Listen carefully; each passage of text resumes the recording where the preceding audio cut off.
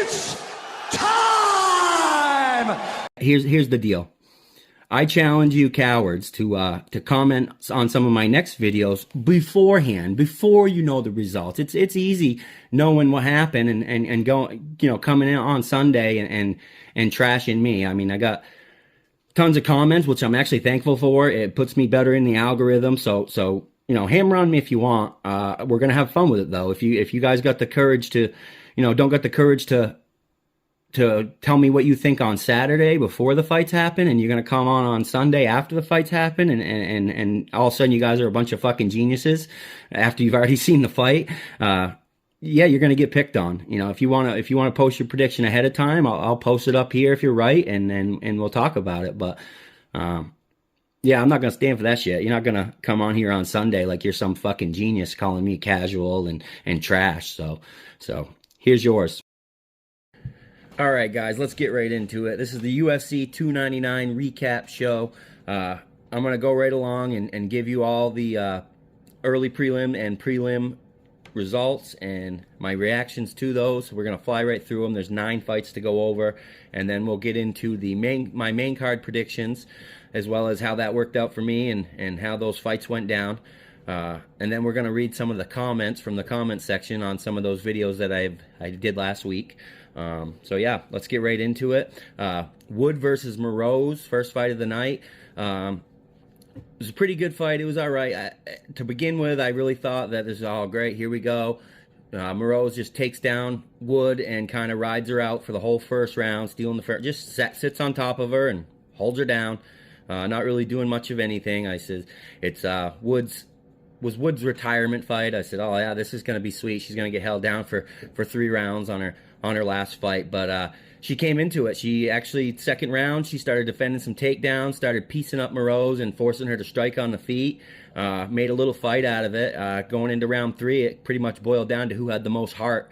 Moroz was diving in for takedowns. Would get taken down, get back up, would not let it, did not want it to be a takedown fight, where she just lays on the floor. So a lot of heart there, and she ends up taking the scorecards and retire. She ended up hanging up her gloves and retiring, so good for her. Moving on to Vergara versus Almabayev. I really thought Almabayev was going to get the submission here. It's kind of, it's win or lose. If you like grappling, it's nice to see someone go right in and dominate and get the submission, but when they can't, it can turn into pretty much one fighter defending himself the entire time, not able to get off any offense, versus another guy that is just kind of like the Makaya fight a week or so ago, where you just all you can do is defend. So judges end up giving you the fight. But CJ did do good. He had pretty good defense and trying to keep it standing up. He was trying to make it a fight. I think he dropped Almabayev once, maybe second round. I'm not sure about that. Have to fact check me on that. But yeah, end of the day, Almabayev grinds out a grappling decision and gets over on CJ. I don't know what's CJ's future looks like. He could be getting cut from the UFC. Who knows? It's not my choice, but he does have quite a few losses racked up. He hasn't done much since he come into the UFC. So, and then Dustin versus Parisian. What a fight. I mean, this is cool. This guy was, I didn't know much about him until, he got signed to the UFC, but he is 6'7", and this guy can crack. I think he's going to do very good in the heavyweights, being that we don't have very much skill in the heavyweight division. Pretty much just a bunch of overweight fat guys that can fight. So it's hard to tell how good this guy's gonna do. I mean, Parisian, we're talking an 18-second fight, immediate action. Dustin comes out and cracks Parisian once, falls down, jumps back up. He's off balance and throws 2 or 3. Parisian just comes in face first with the 1-2s with his eyes closed, and he got cracked, man. He got dropped, and I mean, it wasn't even that bad, but he fell, and Dustin was standing over him and hit him a couple more times, and the referee had seen enough. Again, it's hard to tell whether or not this guy's going to be a force or not. A couple more fights. We got to find somebody that can test him, but again, I don't know who, man. The other than Aspinall and maybe John Jones. The heavyweight division is kind of shit right now. Not much for skill. A bunch of people that go out there and bang, and if you bang with this guy, I don't think it's gonna work out for you. I mean, his fights before this were all under 20 seconds long. The last 3 fights, so you don't got much on him to decide if he's going to be, you know, good or not. He looks good. He looks scary. I wouldn't want to fight him, but yeah. So moving on to Pereira versus Oleg Zajac. Wow, Pereira moved down. I think that he was at 185. He did good, did bad. You know, had some good fights here and there, but he moved down to 170. And this guy, he looks good at 170. Oleg Zajac is a beast of his own. Very, very, very tough. I figured Oleg Zajac was going to win this fight by knockout. He was going to just out tough Pereira, and Pereira would get tired. But no, sir. Pereira come right out, very aggressive. Launched a body kick right to the body, and then he started hammering punches to the body. One of them, a right hook, got through right in the guts, man. And Oleg Zajac hunched down, backed up against the cage, and Pereira just flew in on him. He actually ended up going. I would have kept firing punches, but he ended up going in for a choke.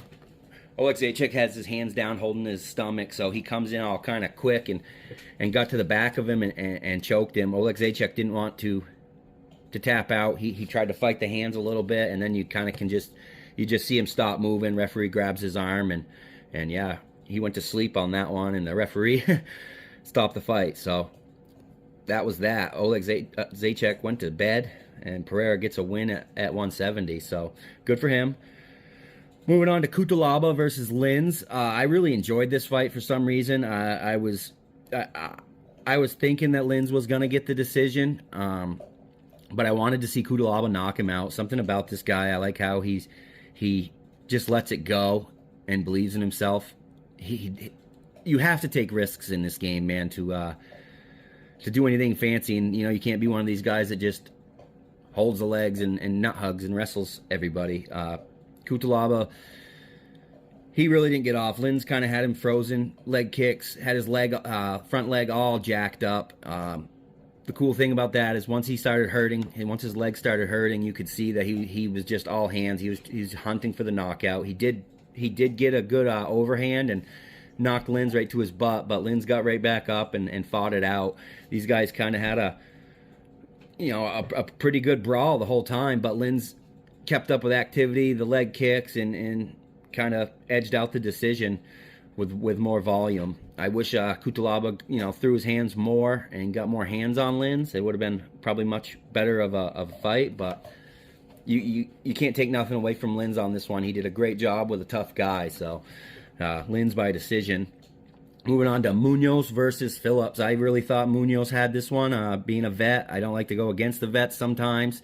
It's hard to sometimes say, oh yeah, there's this up-and-coming kid is just as good as these guys that have been around and doing it, but it's happening, man. It's happening every single fight. You getting these new guys just showing what the new generation of MMA can do, and Phillips he come right out and put it on Munoz. I will say that there was a couple eye pokes I didn't like. Two that the ref saw, and I believe there was another one. They were saying it was a punch. It caused a cut right on Munoz's eyelid. I really wish they'd start doing something about this, man. Too many warnings. These guys get a warning in the back. They have a little meeting with the referee, and the referee goes over how everything's going to go down and some of his signals and some of the things that he will tell you in the fight. And one of those things that they go over in the back is the rules. So to me, that's your warning in the back. No eye pokes, no biting, all that bullshit. That's your warning. When you go out there and you poke somebody in the eye, that can seriously affect that round or even that whole fight. So I get it. It's accidental or purposeful, but I mean, how many times are we going to see this where the outcomes of the fights are affected by eye pokes? And like I said, they get plenty of warnings. They know the rules. You're a professional. I believe that they need to start taking points right off the jump. Fuck warnings. No more warnings. Keep your hands closed. Get your fingers out of everyone's eyes. Yeah. So, but anyways, Phillips did super active, super diverse. He basically outworked Munoz for 3 rounds and took a decision from the vet. He's moving up. We'll see. In the bantamweight division, you know, if he can climb up to the top 5. We'll see if he can get through guys like Sandhagen and Jan. But I know he trains with Sean O'Malley. You can tell the way his footwork is and how active he is and the way he strikes. You can definitely tell. But moving on to Gamrot versus Dos Anjos. Gamrot pretty much gamrotted his way to a decision. Dos Anjos looked good for an old boy. He really did. It's hard to defend this wrestling shit that Gamrot does. I don't like him. I know he's gonna make it pretty high up there, doing it his way, but it's not really the fights I like to see. I will say Dos Anjos was pretty impressive though. He smoked Gamrot with a knee when he dipped down for a takedown. Anjos come up with a quick, fast knee and timed it perfectly and right in the mouth. Had Gamrot on skates a little bit. I think it was actually in the eye. Had him squinting his eye and it looked like he couldn't see for a minute. I was all pumped up thinking that we were going to see Dos Anjos get a TKO, but Gamrot dives down, you know, grabs the legs, and pretty much same thing for 2 more rounds. He holds Dos Anjos down for 3 rounds to grind out himself a decision as well. So yeah, moving on to Caitlin Chukagian versus Macy Barber. I didn't know Caitlin Chukagian changed her last name. Maybe she got married. Who knows? It's Sermonara now. But anyways, Barber, you know, used her strikes to back Caitlin up against the cage. Pretty much would hold her there, trying to rip elbows, ripping elbows and just being a lot stronger against the cage. I was thinking maybe she would gas out. She looked like she was getting tired, but she hung in there. Ends up winning a decision, a pretty decisive decision. I don't think anyone thought that she didn't win, but again, holding her against the cage. She wasn't very successful getting it to the ground, and when she did, Chukagian was able to hop back up, but pretty much a one-decided decision for Macy Barber, and she moves on. Going on to Blades versus Almeida. This one was awesome, guys.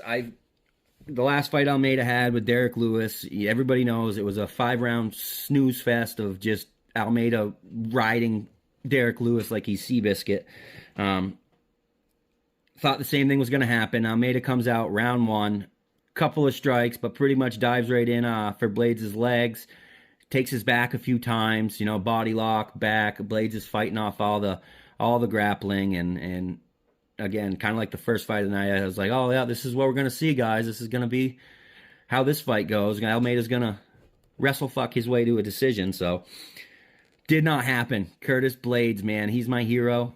You know, I've never been a massive fan, but he's on my list now. I got a special spot in my heart for Curtis Blades. Round 2, Almeida dives down for Blades' legs.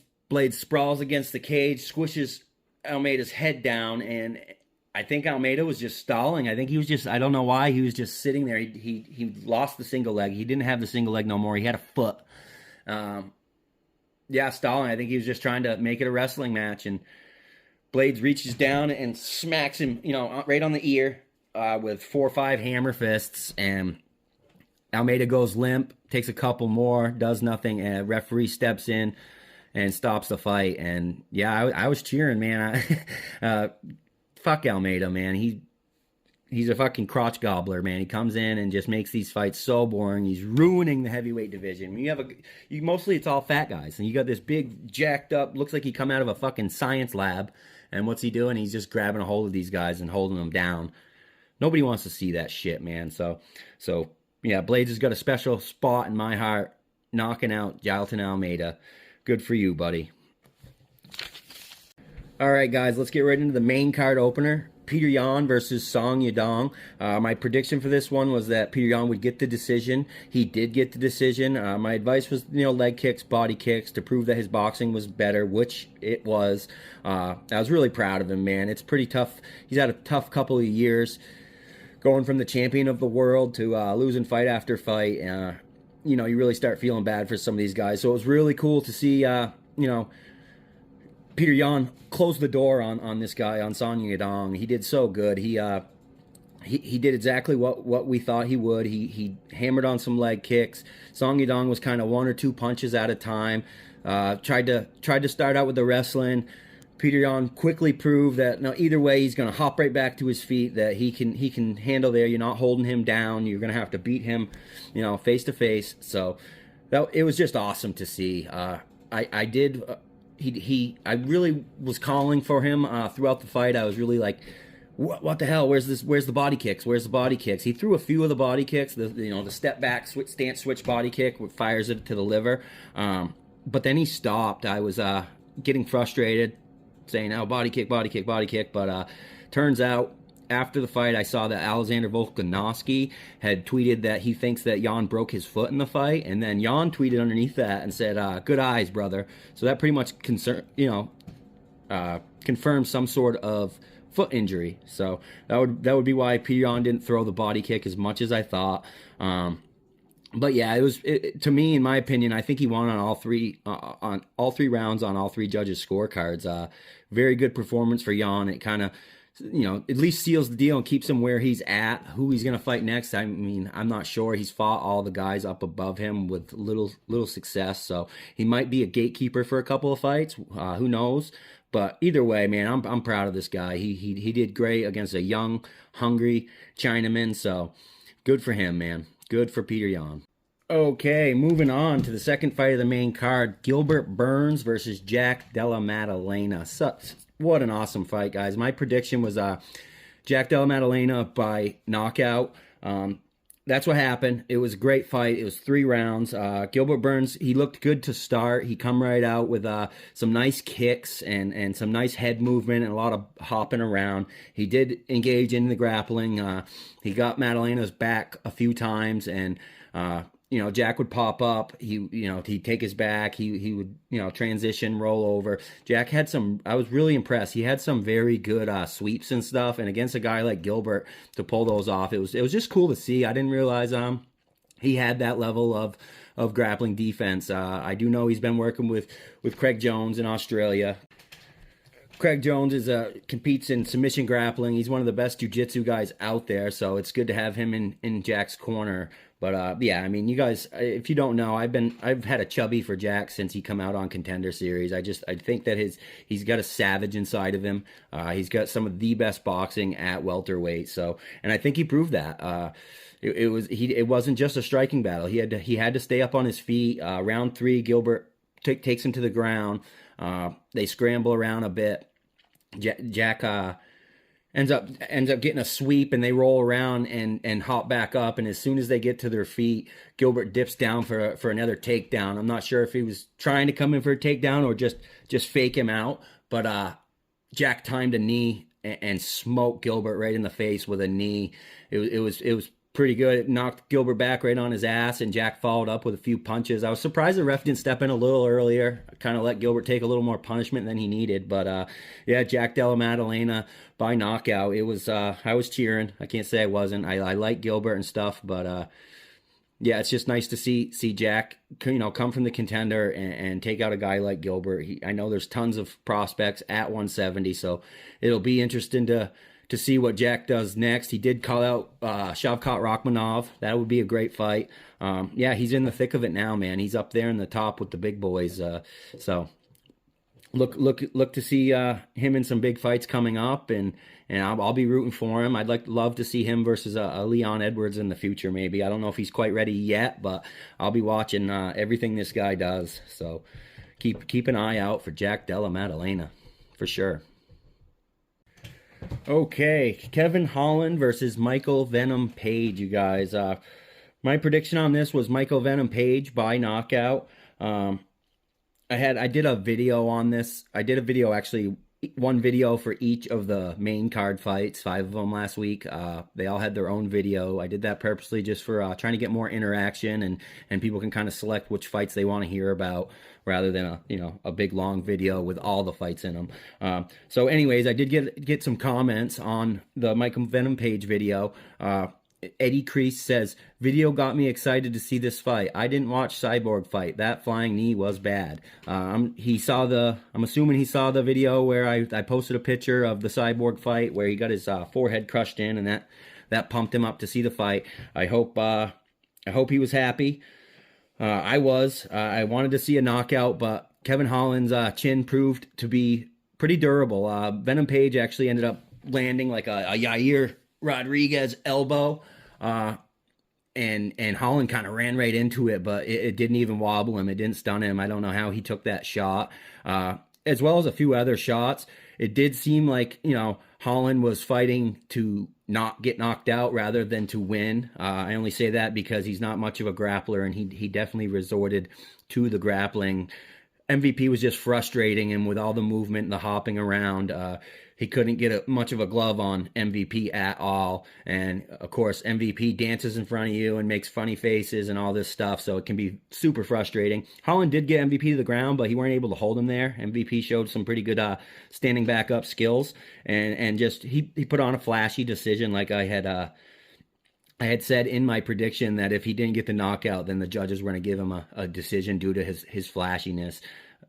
Kevin Holland, it just seemed like all he really was doing was complaining at the end of the fight. He was just shaking his head and saying, how he's hard to hit and things like that. MVP told him he could have done more.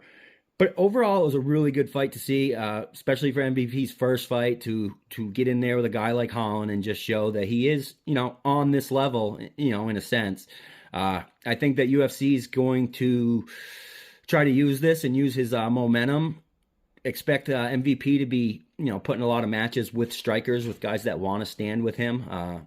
You might as well, if you got a guy with that type of skill, you might as well, put a show on. I don't think that they're going to be putting him up against a bunch of wrestlers, because it won't last long. MVP's 36 years old. He doesn't have a long time to make it to the top, and I feel like he's basically a marketing tool for the UFC. So they're going to probably set him up with striking fights, which is good. I rather see him, strike guys like Shavkat Rakhmonov or Wonderboy Thompson, and actually just see some good fights. I think Wonderboy knocks him out.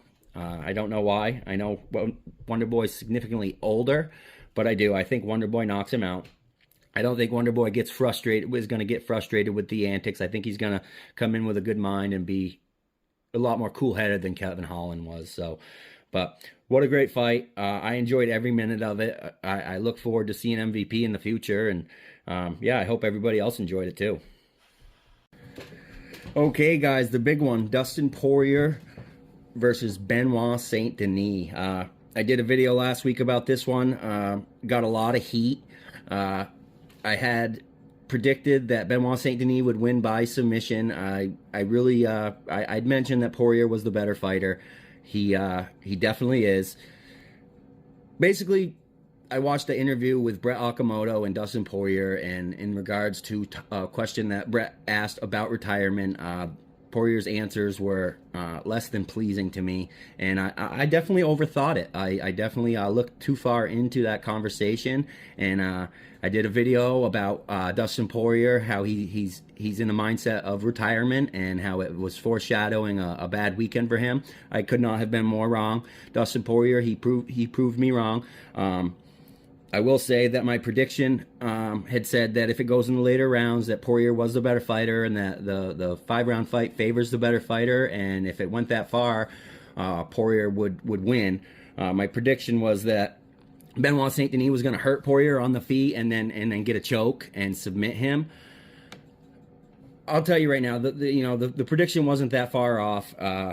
Benoit Saint Denis, he come out like a truck and just come at Poirier with all the heat. There was some rumors and stuff of him having staph on his forehead. It was like a pimple or like a scab or something. It looked like staph. A lot of people had said that if he has staph, then he would be on antibiotics, which severely affect cardio. I think those statements were true.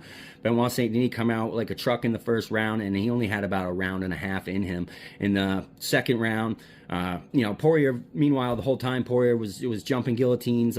They started right out, and you could tell Poirier's striking was actually much better than Benoit Saint Denis. Benoit was firing from the hip, hands down, just coming at Poirier, which is pretty stupid in my opinion. But he would come in for the takedowns, and every single time Dustin would jump guillotine. He said that his coaches and his teammates and everybody is yelling him, don't you do it, don't you do it, but he still do it. He'd laugh it off. He says he's going to do it every time. Whatever, that's how he fights. But yeah, impressive win for Dustin Poirier. Closing the gate on Benoit Saint Denis and proving that he still belongs in the top 5. to be honest, when it happened, I was not disappointed. I was actually really happy. I don't like going against these vets. I chose to do that video because I knew it would get me plenty of clicks, which it did. I mean, I got 1,000 views on that video. It's my best video so far. I got about 40 comments. They lit me up, hammered me in the comments. I'm going to go over that just real quick right here. I will say that there was two or three people that had commented Saturday before the fights, so I wanted to pay some respects to those guys because they had the courage to tell me their opinion before the fights happened, rather than all these trolls that waited till Sunday morning to jump back on and tell me how wrong I was. Don't get me wrong, I appreciate the comments, negative or positive. I want you guys to chime in. It gives me motivation and ammo, and yeah. So any interaction is a good interaction, but the rule of thumb here, as I'm saying, is if you want to comment on my videos, have the balls to comment before the fight happens and put your prediction in. That's much more respected than jumping on Sunday morning to, I told you so, I told you so. So what I'm gonna do is read two comments from the guys that commented on Saturday and ahead of time. First, we got, hey, it's Anthony 6366. He says, I heard St. Denis has staph, which means he's on antibiotics, which kills your cardio. He's never gone 5 rounds, whereas Dustin easily goes 5 rounds. I like Dustin's odds here. Hey, clap, clap, Anthony. You got it right. I think you nailed it right on the head. The staph did affect Denis's cardio. Even if he didn't have staph, it doesn't look like Dustin's defense. He did get Dustin's back, and he was trying to choke him. Dustin was tucking the chin and did a really good job getting out of that position. I will eat my words here, definitely. It looked like even if the fight was to go longer than 2 rounds, I think it was going to go longer. The longer it goes, the more it favored Dustin, and I totally think that, yeah, I think that Dustin would have won this fight either way. So hats off to you, Anthony. Thanks for your comment and your input, especially before the fight happened, having the courage to jump on there and put your 2 cents in. It's not easy, especially, like me being in front of camera and just putting your prediction out into the world. You're up for a lot of debate and backlash too. Dustin's a fan favorite. It was a decision on my part to walk out on a limb and to go against him. I'll learn from that. I probably won't go against Dustin anymore. Pressure creates diamonds, right? So the second comment we have from 2 Ys for you says, clueless kid, LOL. Well, I don't think that I was I don't think I was clueless. I think if you really looked at my predictions and the breakdown and then you were to watch the fight, it wasn't far off. Other than the fact that Dustin is not ready to quit. I read too far into that. I should have known better. I did say Dustin's the better fighter, and he proved that. Yeah, he knocked Benoit St. Denis out like it was nothing, especially once he got tired. Benoit coming in with his hands down like that. Stupid move on his part. Maybe the staph affected it. Either way, I don't care. I don't think he was going to win that fight after seeing it. I don't think even if he had 5-round cardio, I don't think that he was winning that fight. So yeah, hats off to you guys. Either way, negative or positive. Thanks for commenting. So yeah, and then moving on to the guys that waited till Sunday to comment with all their hate and backlash. So the first troll we have on deck is War Never Changes, 1114. Prime example of someone getting blinded by a can crusher. This dude is so casual.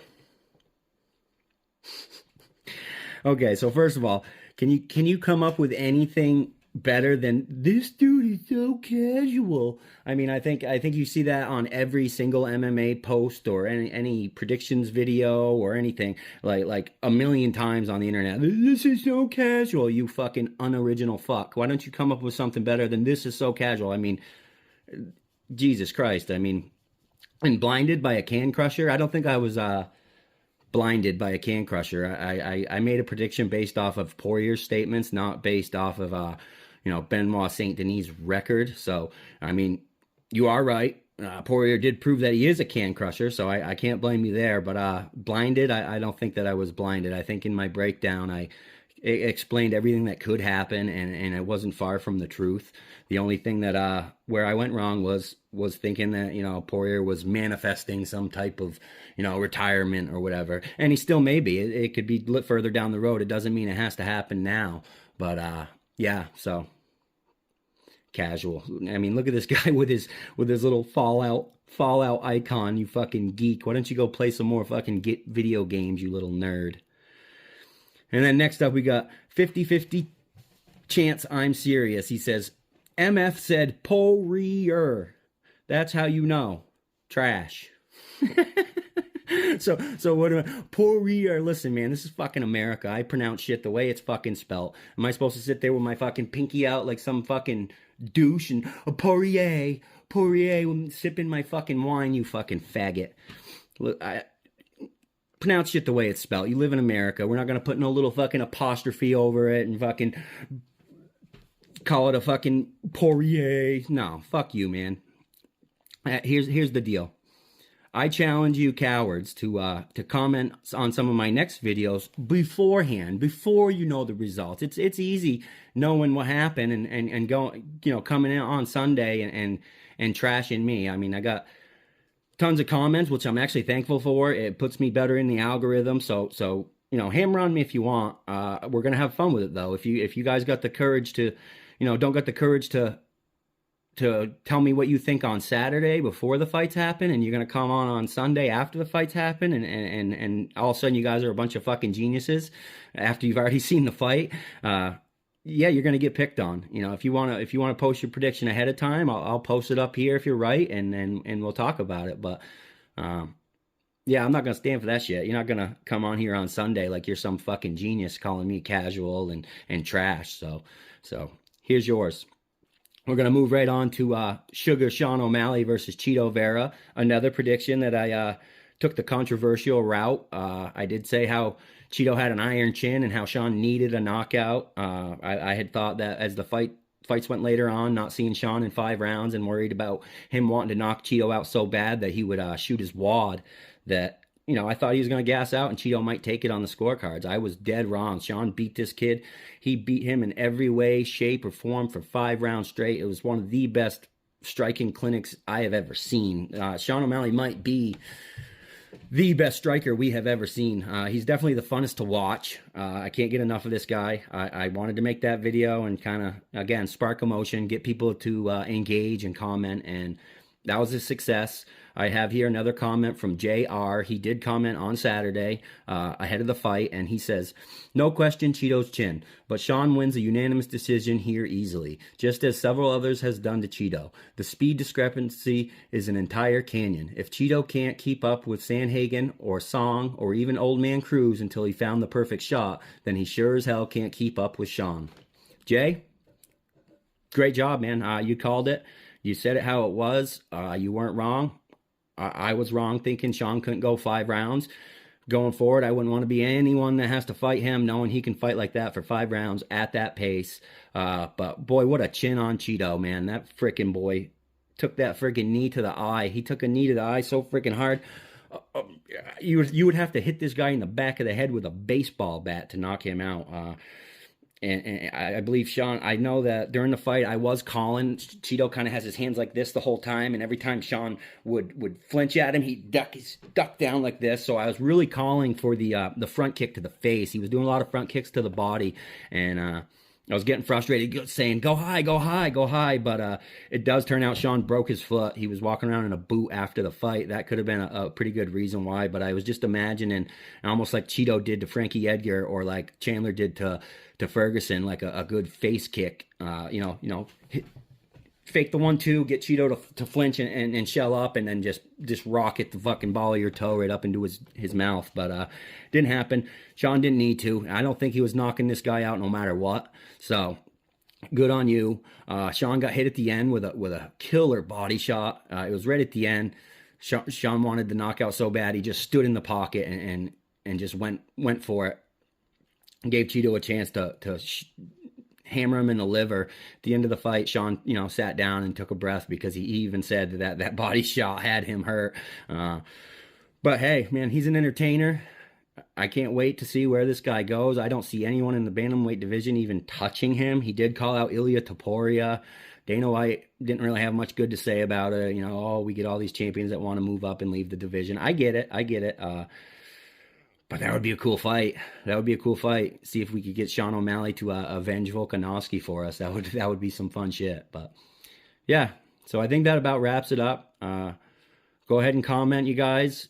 I challenge you to, in my videos in the future, check out my videos and then comment before the fights. I'd like to know, going into it, what you guys think, and it gives you guys a lot more integrity and respect when you predict it right ahead of time, rather than showing up after the fact and being the one to point your fingers and say, I told you so, when you didn't tell me so. But thanks for watching. Please subscribe, please like, comment, share with your friends, and we'll be back with our next video this week.